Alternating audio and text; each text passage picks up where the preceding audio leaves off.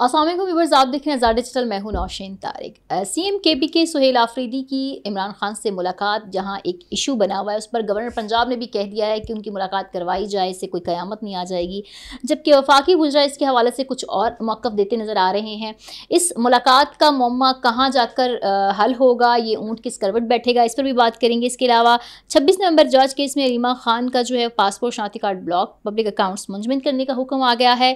علیمہ خان پر بھی اریسٹ ہونے کی جو ہے وہ تلوار لٹک رہی ہے، وہ کب سرنڈر کرتی ہیں اس پر بھی بات کریں گے۔ اور آخر میں کچھ پاک افغان معاہدہ جو ہے، اس کے باوجود افغان حکومت کا جو ہے وہ جارحانہ جو موقف ہے ڈیورنڈ لائنز کو لے کر، اس پر بھی بات کروں گی۔ اور اس کے لیے میرے ساتھ موجود ہوں گی سینئر صحافی تجزیہ کار ثنا مرزا صاحبہ۔ السلام علیکم۔ وعلیکم السلام، کیا حال ہے آپ کے؟ ٹھیک ٹھاک، اللہ کا شکر۔ بھائی سیاسی خبروں میں تو سوائے سہیل آفریدی کے اور کوئی ریلیونٹ نہیں۔ مسئلہ یہ ہے کہ اور خبریں ہیں نہیں آج کل، اس لیے خبریں بنائے ہوئے آفریدی صاحب جو ہیں وہ انہیں کو گھسا جا رہا ہے بیچارے۔ بس کل وہ ان کی ملاقات نہیں ہونے دی گئی لارجر بینچ کے فیصلے کے بعد بھی، تو پھر انہوں نے چھوٹا سا ایک دھرنا دے دیا، سٹ ان، مطلب بچوں کی طرح بیٹھ گئے وہ، میں تو نہیں۔ ویسے وہ مجھے بڑے کیوٹ اور معصوم سے لگتے ہیں، کیونکہ وہ اپنی عمر سے زیادہ بڑے ہوتے ہیں۔ ویسے تو انٹرنیشنلی بہت ینگ لوگ بھی پرائم منسٹر بن جاتے ہیں، لیکن ہمارے ہاں جب تک کوئی بالکل بوڑھا نہ ہو جائے تب تک اس کو کوئی بڑا عہدہ مشکل سے ملتا ہے۔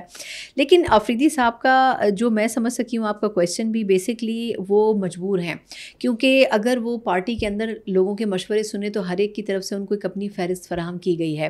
اب مسئلہ یہ ہے کہ وہ پارٹی کی سننے کے بجائے وہ پریفر کریں گے کہ خان صاحب کن کو سلیکٹ کرتے ہیں۔ دلچسپ بات یہ ہے کہ آفریدی صاحب کے بارے میں خان صاحب زیادہ نہیں جانتے تھے، لیکن خان صاحب کے سامنے وہ جو فہرستیں رکھیں گے صوبائی وزراء کے حوالے سے، ان کو خان صاحب ضرور جانتے ہوں گے، کیونکہ فائنلائز انہوں نے کرنا ہے۔ باقی جو امور ہیں اس کے اوپر ہم نے پہلے بھی لاسٹ ویک بھی بات کی تھی کہ ان امور کے اوپر بڑا فلی ایکٹیو انہوں نے کام شروع کر دیا ہے۔ آئینی طور پر یا قانونی طور پر جے وائی فے کورٹ میں تو موجود ہے کہ یہ قانونی طور پر جسٹیفائڈ نہیں ہے ایز اے سی ایم، لیکن اس کے باوجود وہ منصوبوں کو اناؤنس کر رہے ہیں، پروجیکٹس کو لے کے چل رہے ہیں اور بڑی اسپیڈ سے بظاہر کام کرنے کی کوشش کر رہے ہیں۔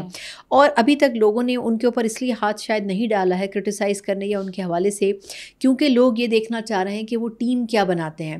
لیکن جیسے میں نے پہلے بھی کہا تھا کہ ان کی ٹیم میں کوئی بہت زیادہ نئے چہرے نہیں ہوں گے، کچھ پرانے لوگوں کو کنٹینیو کروایا جائے گا، کچھ ایسے لوگ جو باہر بیٹھے ہوئے تھے اور پارٹی کے ساتھ سنجیدہ تھے، سنسیئر تھے، ان لوگوں کو بھی انکارپوریٹ کیا جائے گا۔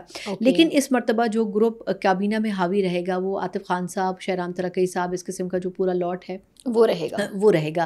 جو گنڈا پور صاحب والا گروپ ہے وہ شاید کسی حد تک اس میں بہت ایکٹیو، شبلی فراز صاحب جیسا جو گروپ ہے وہ شاید بہت ایکٹیولی کام اس میں کرتا ہوا نظر نہیں آئے گا، کیونکہ لاسٹ ٹرم کی جو پرفارمنس رہی ہے گنڈا پور صاحب کی، وہ چاہ کر بھی منسٹرز کی جو کرپشن کے اسکینڈلز تھے، جو مسائل تھے، ان کو اوور کم نہیں کر سکے۔ خود گنڈا پور صاحب کے اوپر بھی کرپشن کے بڑے اسکینڈلز آئے۔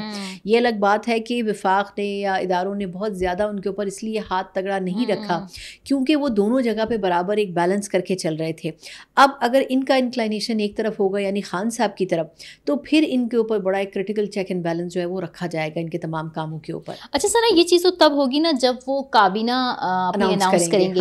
پہلے بیرسٹر گوہر صاحب نے کہا کہ جب تک خان صاحب سے ملاقات نہیں ہوتی ہم کوئی چھوٹی سی 9-10 لوگوں پر مبنی کابینہ بنا لیں گے اور بعد میں خان صاحب کے مشورے سے اس کو انکارپوریٹ کریں گے۔ اچھا، کل جو ہے رانا ثناء اللہ صاحب کہہ رہے تھے کہ اگر وہ ان کے مشورے سے کابینہ بنائیں گے تو وہ سپریم کورٹ کے فیصلے کی روح سے جو ہے وہ کل عدم ہو جائے گی کہ وہ کنوکٹڈ ہیں، تو ان کو نہیں، لیکن مشورہ تو لیا جاتا ہے۔ میں اس بات سے اگری نہیں کرتی، ود ڈیو رسپیکٹ رانا صاحب کی، sorry to cut you off. اس کی ریزن یہ ہے کہ دیکھیں آپ اپنے لیڈر سے مشورہ کر رہے ہیں، آپ نے اپنے لیڈر سے کوئی ریٹن اگریمنٹ نہیں کروایا کہ آپ کن کن چیزوں کے اوپر یا کن کن لوگوں کو فائنلائز کرتے ہیں۔ اگر ایک بندہ بات چیت میں یہ کہے کہ مجھے یہ موضوع لگتا ہے، آپ کو پتہ پی ٹی آئی تو توجہ بہت آسانی سے ڈھونڈ لیتی ہے، تو ان کا یہی ہوگا کہ وہ ان کے سامنے کچھ نام رکھیں گے، اس میں سے کچھ لوگوں کو فائنلائز کیا جائے گا، لیکن وہ اورل کنورزیشن کی حد تک ہوگا۔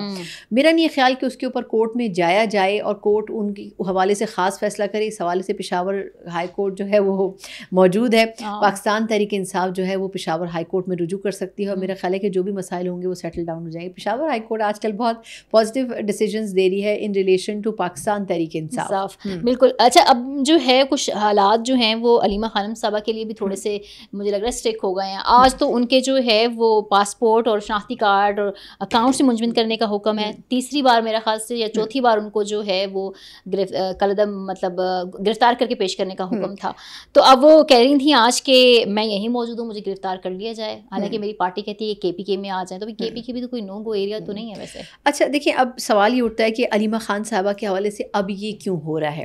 علیمہ خان صاحبہ کے لیے اب ان کے شناختی کارڈ یا ان کے پاسپورٹ کیوں بلاک کیے جا رہے ہیں؟ اب یہ اس لیے ہو رہا ہے کہ تھوڑا سا کچھ ہم بھی غلطی کرتے ہیں, کچھ سیکیورٹی ادارے بھی غلطی کرتے ہیں, کچھ اپوزیشن بھی غلطی کرتی ہے. ایک تو یہ کہ علیمہ خان صاحبہ کو میں یہ سمجھتی ہوں کہ جو گنڈا پور صاحب نے اسٹیٹمنٹ دیا کہ وہ کسی اور کی پارٹی میں, میرا خیال ہے کہ یہ جسٹیفائڈ نہیں ہے. علیمہ خان صاحبہ کے بارے میں یہ بڑی حد تک واضح ہو چکا ہے کہ وہ خان صاحب کے ساتھ تو سنسیئر ہیں, ان کا اپنا بھی کچھ ایجنڈا ہے کہ وہ اپنے آپ کو نان پولیٹیکل رہ کے پولیٹیکل بینیفٹس ضرور لینا چاہتی ہیں, وہ اپنے بیٹے کو بھی آگے لانا چاہتی ہیں, پارٹی میں عہدہ بھی دلوانا چاہتی ہیں. دیکھیں یہ چیز اداروں میں ایک بڑی کلیئر انڈرسٹینڈنگ ضرور موجود ہے. حکومت بھی نہیں چاہتی ہے کہ خواتین کو بہت زیادہ سیاست میں گھسیٹے. اس کی ایک بڑی وجہ یہ ہے کہ جس طرح مریم نواز صاحبہ جیل گئی تھیں نواز شریف صاحب کے ساتھ, مریم نواز صاحبہ پولیٹیکلی ایکٹیو تھیں, جلسوں سے خطاب کرتی تھیں, نواز شریف صاحب کے ساتھ آگے پیچھے جاتی تھیں, سب کو پتا تھا کہ نواز شریف صاحب کے بعد اگلی جو کرسی ہے وہ ان کو ملنی ہے. لیکن علیمہ خان صاحبہ کے بارے میں ایسا نہیں ہے. ان کی کوئی بھی بہن جو ہے, وہ نورین صاحبہ یا دیگر جو بہنیں ہیں, وہ کبھی یہ نہیں چاہیں گی کہ وہ خود کرسی پہ براجمان ہو, وہ اپنے شاید صاحبزادوں کو آگے کر دیں, لیکن وہ خود یہ نہیں کریں گی. تو اس لیے جو پولیٹیکل ایکٹیو نہیں ہے خاتون, بشرا بی بی صاحبہ کو لے لیں, ان کے کرپشن کے کتنی داستانیں ریکارڈ پر موجود ہیں جو ابھی انڈر انویسٹیگیشن ہیں. لیکن آپ یہ نہیں کہہ سکتے کہ وہ سیاست میں آ کے وزیر اعظم بننا چاہتی تھیں یا بننا چاہتی ہیں. تو اس لیے ایسی خواتین جو بظاہر ہاؤس ہولڈ خواتین کہلاتی ہیں, ان کو ان کے اوپر ہاتھ ڈالنا اور ان کو جیلوں میں گھسیٹنا ایک بڑا مشکل فیز ہوتا ہے. اور ابھی اس وقت حکومت کوئی بہت زیادہ کرٹیسزم لینا نہیں چاہتی. یہ ہمیں ماننا پڑے گا کہ PTI اس وقت ڈاؤن فال کا شکار ہے. بالکل. تو ایسے موقع کے اوپر آپ ایسی کوئی سمپتھی کا جو ایلیمنٹ ہے وہ عوام میں پیدا کرنا آپ کے اپنے پیر پر کلہاڑی مارنے کے مترادف ہوگا. ٹھیک ہے. اچھا ثنا, ایسا ہے کہ ہم نے کچھ دن پہلے بھی دیکھا کہ ایک وفاقی وزیر جو ہیں وہ TV چینل میں بیٹھ کر ایک بار پھر کہہ رہے تھے کہ عمران خان صاحب درخواست دیں تو انہیں بنی گالا شفٹ کیا جائے. اور اس سے پہلے رانا ثناء اللہ صاحب بھی یہ کہہ چکے ہیں, جس پہ علیمہ خانم صاحبہ نے یہ موقف دیا کہ وہ 8/10 کے کچھ اس طرح سے کچھ کہہ رہی تھی کہ 8/10 کے سیل میں کسی مقصد کے لیے, ڈیل کے لیے, 2 گھنٹے کے لیے واک پہ نکلتے ہیں باہر. بالکل مجھے یاد ہو چکا ہے ابھی کچھ ایسا ہے. تو یہ وفاقی وزراء کی خواہش ہے یا جس کو بیان دے کے دیکھنا چاہتے ہیں کہ PTI کس حد تک لچک کا مظاہرہ کرتی ہے؟ دیکھیں اس میں ایک چیز بڑی امپورٹنٹ ہے, وہ یہ کہ پاکستان تحریک انصاف ہی خود نہیں چاہتی کہ ان کے لیڈر جو ہیں وہ رہا ہوں. خود مسلم لیگ نون بھی چاہتی ہے کہ وہ یہ اڈیالہ میں جو روز کا ایک تھیٹر لگتا ہے وہ تھیٹر اب بند ہونا چاہیے. اور ان کو بھی ایک الگ جگہ پہ رہ کے وہ وہاں اپنی ٹھیک ہے پولیٹیکل جو بھی کرنا چاہیں, ان کو 2 سال کا عرصہ ہو چکا ہے, کافی ٹائم وہ گزار چکے ہیں جیل میں. اب یہ جو بات ہو رہی ہے, میرا خیال ہے طارق فضل چودھری صاحب نے تو بہت لیٹ بات کی ہے. اس سے پہلے رانا ثناء اللہ صاحب, کئی لوگ اس پہ بات کر چکے ہیں. وہ دسمبر جب 26 نومبر کا دھرنا ہونے والا تھا, اس وقت بھی محسن نقوی صاحب کے تھرو یہ میسج دینے کی کوشش کی گئی تھی, اور بیرسٹر گوہر صاحب اس حوالے سے آن بورڈ رہے تھے. جو اطلاعات آئیں کہ ان کو اس چیز کا اندازہ تھا کہ خان صاحب کو یہ آفر ہو سکتی ہے, یا شاید کی بھی گئی تھی کہ آپ کو ہم اور آپ کی اہلیہ کو بنی گالا شفٹ کر دیتے ہیں, لیکن خان صاحب نے اس آفر کو قبول نہیں کیا تھا. وہ اس وقت بھی اس بات پر قائم تھے کہ جو میرے کیسز ہیں ان کو ختم کیا جائے. اب ٹیکنیکلی دیکھا جائے تو وہ کیسز ختم نہیں ہوں گے. ان کے لیے یہی کیا جا سکتا ہے کہ آپ ایک خاص جگہ پر آپ کو محدود کر دیا جائے, آپ کی آمد و رفت, آپ کی جو موومنٹ ہے اس کو محدود کر دیا جائے. لیکن خان صاحب کو یہ لگتا تھا کہ اس کا مطلب یہ ہوگا کہ میں نے کوئی ڈیل کر لی ہے. میرا خیال یہ ہے کہ پاکستان کی سیاست کو اگر وہ سمجھتے تو وہ اتنا ٹائم ویسٹ نہ کرتے جیل کے اندر رہ کر. ابھی بھی جو طارق فضل چودھری صاحب مشورہ دے رہے ہیں اس پہ میرا خیال ہے کہ اسد کیسر صاحب یا اس قسم کی کسی شخصیت نے جواب دیا ہے کہ اگر ایسا ہے تو اگر آفیشلی یہ بات ہم سے کہی جائے گی تو ہم اس پر اپنا رد عمل بھی دیں گے یا سوچیں گے بھی. بات یہ ہے کہ وہ جتنا مرضی سوچیں, ایونچولی ڈیسیجن تو عمران خان صاحب نے لینا ہے. اور عمران خان صاحب کبھی بھی بنی گالا میں اب 2 سال گزارنے کے بعد شفٹ نہیں ہونا چاہیں گے. وہ یہ چاہیں گے کہ ان کو یا تو سزا ہو یا ان کی سزا کلیئر ہو, اور جو وہ پروسیس ہے کمپلیٹ کرنے کے بعد وہ باہر نکلیں, جو کہ وہ نہیں نکل سکتے. اس کی وجہ یہ کہ انہوں نے اپنے ادوار میں جو نواز شریف صاحب وغیرہ کے ساتھ کیا, ان کے کیسز کہاں اسٹینڈ کرتے ہیں. اب پچھلے کچھ عرصے میں وہ تمام کیسز جو ہیں وہ غلط ثابت ہوئے, بوگس ثابت ہوئے. اور اگر آپ دیکھیں تو جو اسٹیبلٹی کا ایک ایلیمنٹ ہے وہ جب بھی پیدا ہونے کی کوشش ہوتی ہے تو پاکستان تحریک انصاف کی طرف سے کوئی نہ کوئی مسئلہ پیدا کیا جاتا ہے. اب اگر آپ KP میں بھی دیکھیں, بس یہ لاسٹ پوائنٹ ہے جو کہ میں اس آنسر میں ایڈ کرنا چاہوں گی کہ KP میں اس وقت ٹیررزم کا جو مسئلہ ہے وہ اس وقت پوری اسٹیٹ کی ترجیح ہے, لیکن اگر وہ ترجیح نہیں ہے تو پاکستان تحریک انصاف کی. اب اس کے اوپر تمام ایشوز سے قطع نظر ان کو اسٹیٹ کے ساتھ, وفاق کے ساتھ بیٹھ کر بات چیت کر کے اس ایشو کو ریزالو کرنا چاہیے. لیکن جو ان کا طریقہ پالیٹکس ہے اس وقت کے پی میں، اس سے ہمیں نہیں لگتا کہ یہ چیز جو ہے آسانی سے بات چیت کے ذریعے جو ہے وہ حل ہو سکے گی. ٹھیک ٹھیک. اچھا ثنا، اسی حوالے سے ایک میرا سوال یہ بھی ہے کہ یہ جو رانا ثناء اللہ طلال چودھری صاحب بار بار کہتے ہیں کہ تحریک انصاف والے لانگ مارچ کریں گے تو وہی اٹک پل سے آگے نہیں آنے دیں گے، لاسٹ ٹائم بھی انہوں نے کہا تھا، ابھی پھر نومبر آ گیا ہے، دوبارہ یہ بات وہ دہرا رہے ہیں. تو ابھی تک میرا نہیں خیال کہ ان لوگوں نے کوئی لانگ مارچ کی کوئی پلاننگ کی ہے. کراچی میں میرا خیال سے کوئی جلسوں ولسوں یا اس طرح کے ان کا کوئی ہے کیا، کوئی اس طرح کا اسٹیپ لیا جا سکتا ہے؟ جبکہ ابھی تک تو خان صاحب کی اور سہیل آفریدی کی میٹنگ بھی نہیں ہوئی ہے. اچھا، اب اس میں دیکھیں یہ ہے کہ ویسے تو خان صاحب سے میٹنگ نہ بھی ہو، اگر ایسا کوئی مارچ اناؤنس کیا جائے گا تو وہ مارچ جو ہے اس میں سہیل آفریدی صاحب ایز اے سی ایم اپنا کردار اور ریسورسز کو استعمال کرنے کی دونوں کوشش کریں گے. لیکن میرا خیال یہ کہ ان کی کیبنٹ کی اناؤنسمنٹ تک خان صاحب جو ہے وہ کوئی احتجاجی ریلی شروع کرنے کے احکامات دیں گے. سلمان اکرم راجہ صاحب نے کراچی میں کیونکہ پارٹی کی ری آرگنائزیشن وہ کر رہے تھے، اس میں انہوں نے اناؤنس تو کر دیا، لیکن یہ ریلی بھرپور ثابت نہیں ہو سکے گی. اس کی وجہ یہ ہے کہ جو کراؤڈ پلرز ہیں آپ کے بنیادی، وہ کراؤڈ پلرز جو ہیں وہ رپوش ہیں. اگر میں کے پی کی بات کروں تو عمر ایوب صاحب ہیں، اسد کیسر صاحب ہیں، شبلی فراز صاحب ہیں، گنڈا پور صاحب کو آپ نے مائنس کر دیا. اگر پنجاب کی بات کروں تو آپ کی لیڈرشپ کہاں ہے؟ مروت صاحب ہیں، اس قسم کی شخصیات جو کہ کراؤڈ کو انرجائز کرتے تھے، آپ نے ان کو پارٹی میں یا تو ڈسمنٹل کر دیا یا ان کے اوپر اتنے کیسز کھل گئے ہیں اور وہ پارلیمنٹ سے اور مختلف ایوانوں سے فارغ کر دیے گئے ہیں کہ وہ ایکچولی ریڈنڈنٹ ہو گئے ہیں. مطلب ان کی پارٹی میں پوزیشن بھلے ہو لیکن اس وقت وہ سامنے آ کے کھل کر کچھ بھی نہیں کر سکتے. آپ کی بہت سی خواتین لیڈران ہیں جن کے اوپر کیسز بن گئے ہیں. تو میرا خیال یہ ہے کہ ایسے موقع کے اوپر کسی قسم کی جو پولیٹیکل گیدرنگ ہے وہ کرنا پی ٹی آئی کے لیے ریلی ہو یا احتجاج ہو بڑا مشکل ہوگا. ہاں، انٹرسٹنگ ایلیمنٹ اس میں ایک یہ پیدا ہو سکتا ہے کہ بجائے اس کے کہ یہ سڑکوں پر احتجاج کریں، انہوں نے محمود اچکزئی صاحب کو نومینیٹ کیا ہے ایز این اپوزیشن لیڈر. میں سمجھتی ہوں کہ یہ بہت ہی انٹرسٹنگ ڈیسیجن ہے، اور اگر یہ خان صاحب کا اپنا ذاتی ڈیسیجن ہے تو انہوں نے یہ بہت بہترین کارڈ کھیلا ہے. اس کی وجہ یہ ہے کہ محمود اچکزئی صاحب پارلیمنٹ میں بہت ووکل ہیں.